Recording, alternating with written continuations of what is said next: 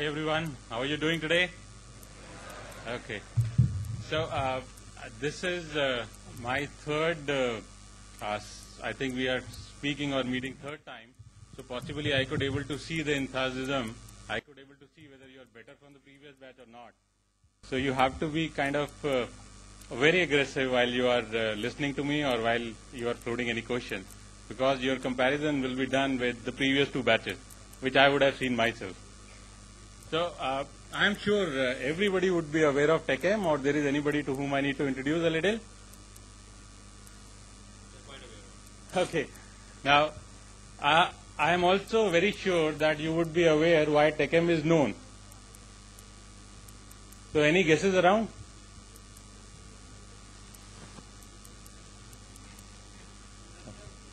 Okay, yeah. So the best thing is that, you know, we started the journey from $140 million, we turned out to be $1 billion, and we've been growing. But the actual impact has come when we picked Satyam. And I think that was the time when even people on the street started talking about Tech Mahindra and how we could able to capture Satyam and how we are going to now move it to the next level of it. So I think that is the biggest turning point and kind of a quick picker by all the people, whether they are related to this industry or they are not related to this industry. All right, so let me quickly run through the presentation. I think the topic which is there is more to do with innovation, involving, inspiring and integrating individuals for managing the global organization. And as you know, in today's scenario, I think all the people, whether it is a small company or a big company, one need to talk about a global scenario. One need to look at the global as a market, then only one could able to raise above.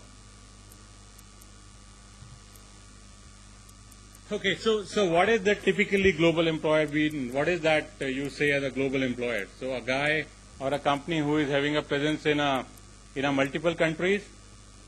So while you are going to a multiple countries, you have to ensure that you are giving an opportunity to people to work over there.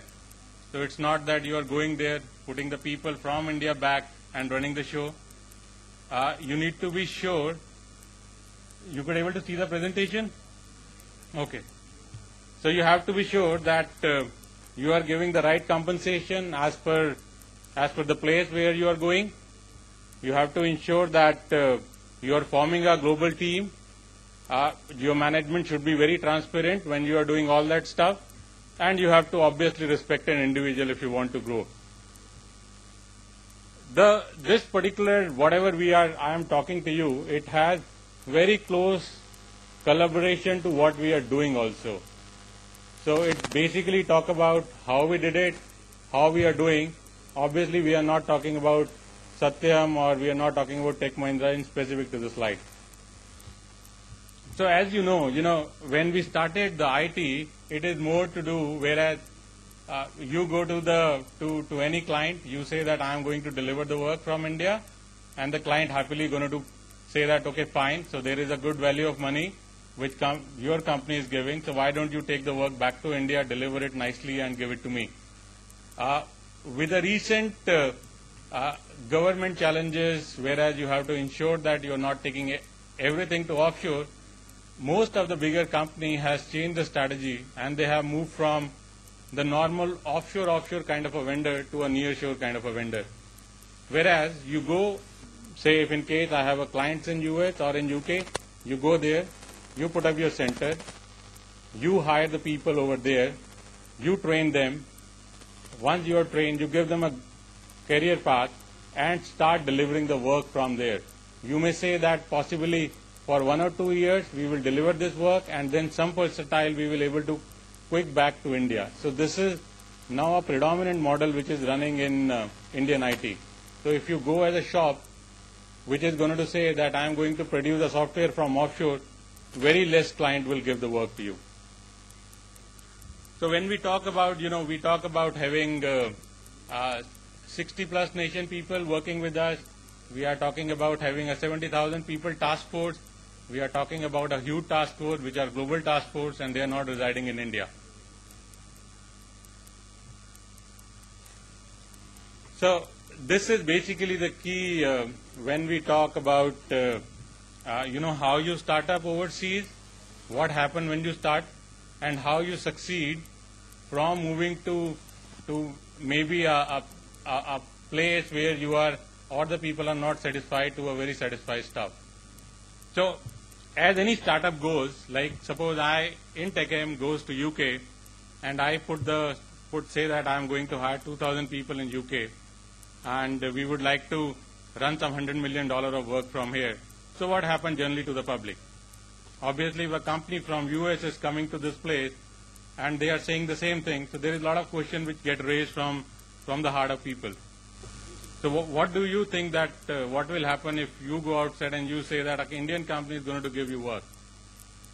Any guesses around?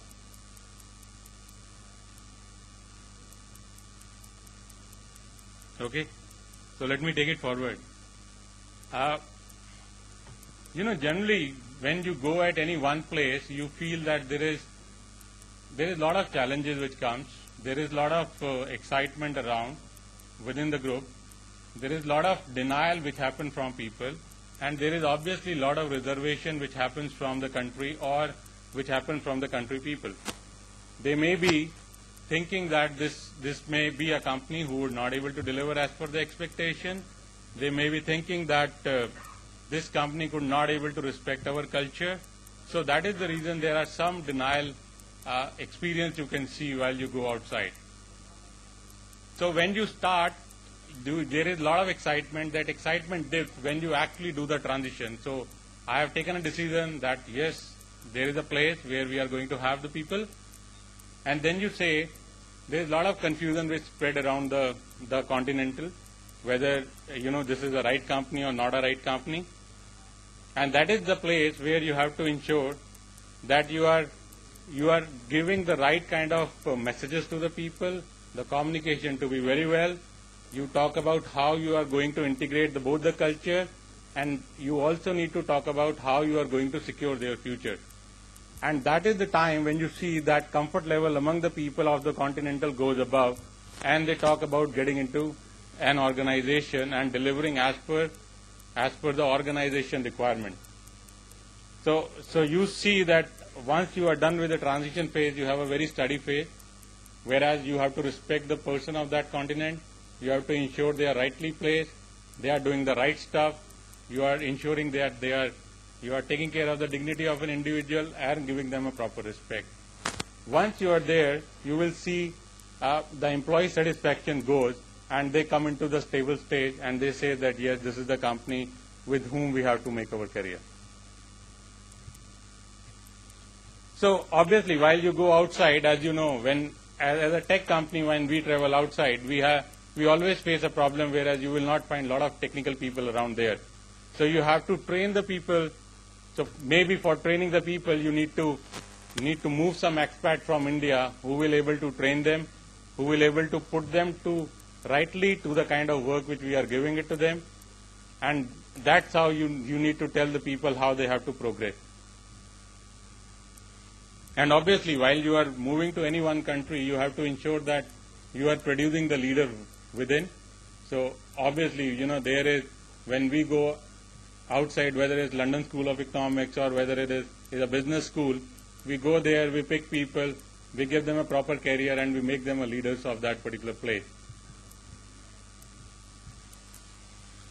There is a lot of HR tools which comes into picture, which ensure whether you going abroad would be a successful model or not. And obviously one of the key stuff is you should be aware how you are going to integrate the global center of yours to the Indian center, how you are integrating both the people who are working in different countries to the common objective of one company. You have to be very sure how the organization will flow. You have to be very sure what is the responsibility one would have. And then obviously you have to conduct a lot of surveys to ensure whether we are on the right track or we are not on the right track. While you are doing it, you will see that there is a lot of people who are performing extra well.